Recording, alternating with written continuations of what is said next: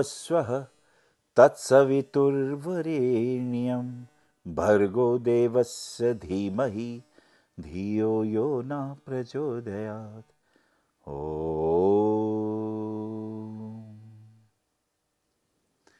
स्वागत है मित्रों, मैं अनिल वत्स।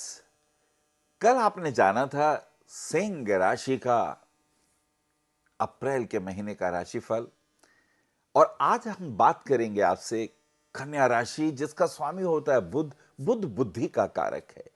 कन्या राशि जी हां पृथ्वी तत्व प्रधान है, धैर्यवान राशि है।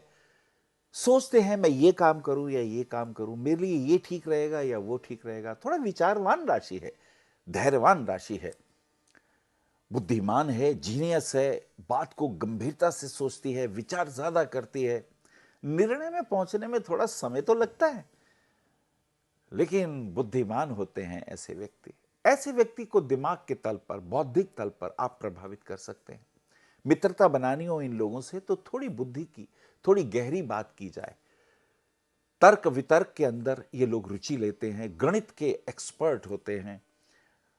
और हां, इन्हें त्वचा के रोग कभी कभी तंग करते हैं। If Mercury is having aspect of a Rahu, तो स्किन इन्फेक्शन कभी कभी तंग करते हैं। सो बी केयरफुल, पानी ज्यादा पीजिए, और प्रातःकाल नंगे पैर कभी ग्रीन घास के ऊपर चलिए, ग्रीनरी के आसपास रहिए, तो बुध ग्रह को बल मिलता है।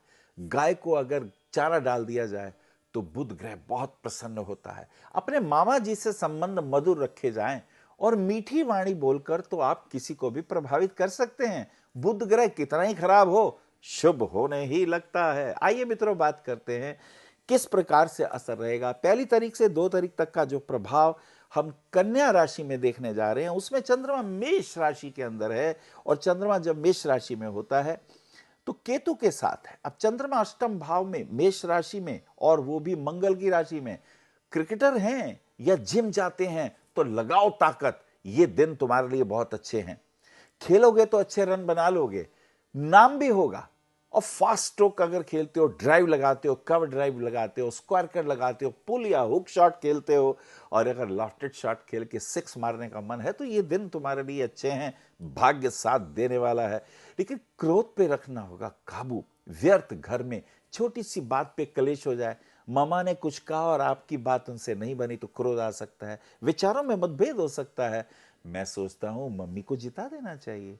बड़ों का सम्मान करने से हमारा जाता क्या है, हमें तो आशीर्वाद ही प्राप्त होता है। और आशीर्वादों में वो ताकत है कि जब कभी समय प्रतिकूल हो, जी हां, जब कभी समय प्रतिकूल हो तो ये आशीर्वाद हमारी रक्षा करते हैं। ऐसी स्थिति में डिप्रेशन से भी थोड़ा दूर रहना होगा। हो सकता है कोई ऐसी बात कह दे 10 आदमियों के बीच में जिससे मान सम्मान की आपको बात चुभ जाए, तो मुझे लगता है थोड़ा धैर्य धारण करें।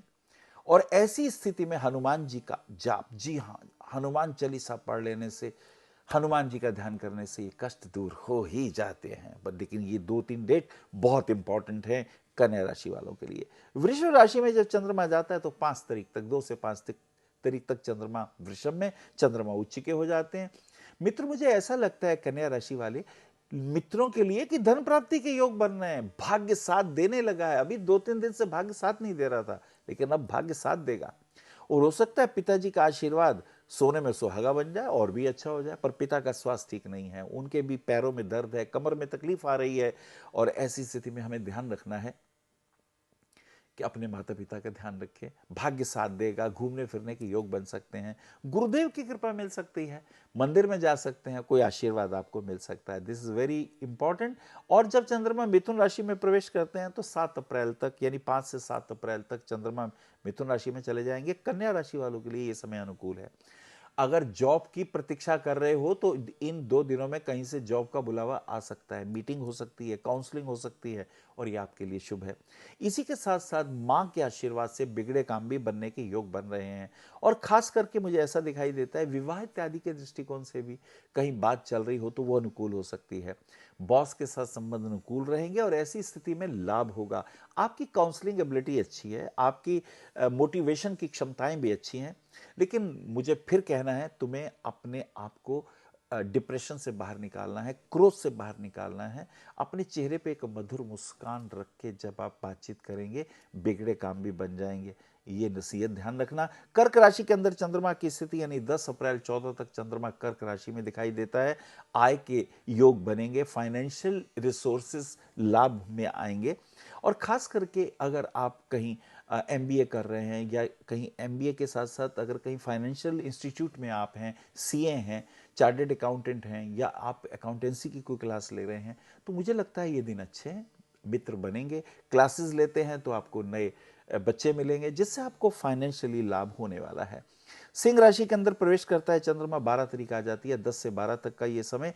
पैसे का ध्यान रखो मित्र, व्यर्थ पैसा आप खर्च मत करो, कहीं पैसा फंसाओ नहीं। वैसे तो आप पैसा खर्च करने में सोचते हो, लेकिन सेहत का ध्यान रखना है। अत्यधिक क्रोध और डिप्रेशन से तो दूर रहना है। ये स्थिति ऐसी है कि आप के अंदर एक ईगो बहुत बढ़ जाएगी, किसी की थोड़ी सी बात भी ज्यादा लग जाएगी। तो कन्या मित्रों को ध्यान रखना है। कन्या राशि वाले लोगों को इन 2 दिनों में ध्यान रखना है। हो सकता है कहीं घूमने फिरने का योग बन जाए, विदेश यात्रा का योग बन जाए तो कहीं घूम आइए। और अगर अपने देश में ही कहीं यात्रा का मूड बनता है तो घूमने में कोई हर्ज नहीं है, लाभ ही होगा। कन्या राशि में आते आते चंद्रमा को 15 तारीख हो जाती है। और मित्रों 15 तारीख को एक चेंज हो रहा है कि सूर्य हमारा मेष राशि में आ रहा है। सूर्य जब मेष राशि में आता है तो उस वक्त अमावस्या हो जाती है। सूर्य और चंद्र जब जुड़ते हैं केतु के साथ, अमावस्या के योग बनते हैं। हेल्थ के लिए कॉन्शियस रहना है, आपको ध्यान रखना है। और ऊपर से उतरते वक्त ध्यान रखना है। बाथरूम में स्नान कर रहे हैं तो ध्यान रखें, नहाते वक्त तौलिया जमीन पर ही फेंक दें ताकि उसके ऊपर चल के आप आए, नहीं तो फिसलने के कारण कष्ट हो सकता है। स्वास्थ्य का ध्यान रखें, ब्लड इन्फेक्शन ना कहीं तंग करें, दिस इज वेरी इंपॉर्टेंट। और हाँ, इसी के साथ साथ राजनीति के क्षेत्र में भी कुछ धमाल होने वाला है। कुछ पुराने मित्रों के कारण तुमको टेंशन हो सकती है, सो बी केयरफुल। आस्तीन के सांपों से रहो सावधान कन्या तुम, नहीं तो होगी परेशानी। This is very important. क्योंकि अब ये चंद्रमा कन्या राशि में आया है तो मंगल के साथ है, जोश भी बहुत आएगा, ओजस्विता बढ़ जाएगी, काम करने की जो आपकी स्पीड है वो भी तेजी ले लेगी। और कहीं कहीं ना कहीं जो कष्ट के तरीके थे वो धीरे धीरे कम हो जाएंगे। चलो मित्र, तुला राशि में चंद्रमा प्रवेश करता है, राहु शनि के साथ हो जाता है, तुला राशि में जाता है तो 17 तारीख हो जाती है, 17 अप्रैल। 17 अप्रैल में ये डिप्रेशन का टाइम आ सकता है, या हो सकता है ध्यान कहीं क्लासेस ले लें, कहीं गुरु जी के पास जाके ध्यान की दीक्षा ले लें, ये ज्यादा अच्छा रहेगा। बिकॉज मेडिटेशन तुम्हारे लिए बहुत जरूरी है। घर का वातावरण दुष्ट खून पीता रहता है, कोई ना कोई बात ऐसी हो जाती है, घर के लोग हम कहना कुछ चाहते हैं वो समझते कुछ है, फिर तर्क के ऊपर वितर्क, फिर बातें बढ़ती जाती हैं, फिर तुम मित्र परेशान हो जाते हो, फिर तुम गुस्से में आके ये भी करना चाहते हो घर छोड़ के भाग जाऊं। और ध्यान रखना, गुस्से में कहीं गोलियां वोलियां मत खा लेना, आत्महत्या करने के भी भाव आ सकते हैं इन 2 दिनों में। So be careful, this is very important. ये जो मनुष्य शरीर है, दिस इज बहुत अमेजिंग है। Yes, this is the noblest work of God. और कहते हैं 84 लाख योनियों में ये मनुष्य योनि श्रेष्ठ है। तो मित्र तुम्हें सावधान रहना है। और इस स्थिति में एक बात मुझे और ध्यान आती है कि कोर्ट कचहरी में सावधान रहें, झूठी गवाहियों में ना फंसें, झूठ वूठ बिल्कुल ना बोलें, और कोई झूठे लोग मिले भी तो बचें। चलिए, वृश्चिक राशि में चंद्रमा की गति हो रही है और इस स्थिति में 19 तारीख आ जाती है, 19 अप्रैल का वक्त हो जाता है। ये समय अनुकूल होगा। ऐसे में कुछ दोस्त अच्छी सलाह देंगे, खेलने का योग बन रहा है, क्रिकेट का योग, फुटबॉल का योग, खेल लो। और अगर कहीं कसरत करने का मन कर रहा है, जिम इत्यादि जाओगे तो ये अच्छा ही रहेगा। और मुझे लगता है कोई महिला मित्र से मुलाकात होगी और वो तुम्हें अच्छा प्रेरणा देंगे, वो तुम्हें मोटिवेट करेंगे, वो तुम्हारे लिए अच्छे होंगे। जॉब के लिए परेशान थे ना बहुत दिनों से, किसी दोस्त से कॉल आएगा और हो सकता है वो तुम्हें कहीं मोटिवेट करे, तो ये समय तुम्हारे लिए अनुकूल हो सकता है। धनु राशि में चंद्रमा की गति हो रही है, 21 तारीख आ गई है और यहां बुध ने भी चेंज कर लिया है। बुध मीन राशि से मेष राशि में आ गए हैं। अब तुम्हारा असेंडेंट लॉर्ड 8th हाउस में आया। मित्र, वायरल इन्फेक्शन से सावधान।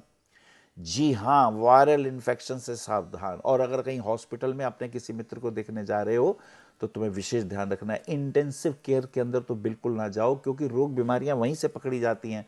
स्वास्थ्य के लिए मित्र तुम्हें बहुत ध्यान देना है। इधर चंद्रमा जो है धनु राशि में आ गया है। धनु राशि का चंद्रमा जहां तुम्हें जॉब दिलवाता है, जहां तुम्हें इंटरव्यू के अंदर सफलताएं दिलवाता है, वहीं तुम्हें अपनी सेहत के लिए भी ध्यान रखना होगा। माता के आशीर्वाद तुम्हारे लिए शुभ रहेंगे। मुझे लगता है माँ की कृपा से बहुत से काम बन जाते हैं। पंचम यानी मकर राशि में 23 तारीख को चंद्रमा का प्रवेश हो चुका है।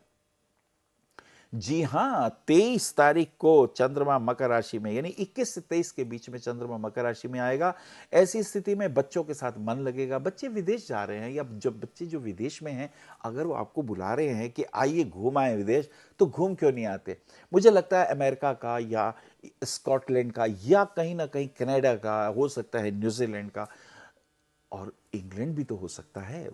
लेकिन इंग्लैंड में तो बहुत जल बरस रहा है, बहुत तूफान आया हुआ है, वहां का प्रोग्राम बिल्कुल मत बनाइएगा, क्योंकि ये समय अनुकूल नहीं है। प्रकृति भी मेहरबान कम है। सो बी केयरफुल।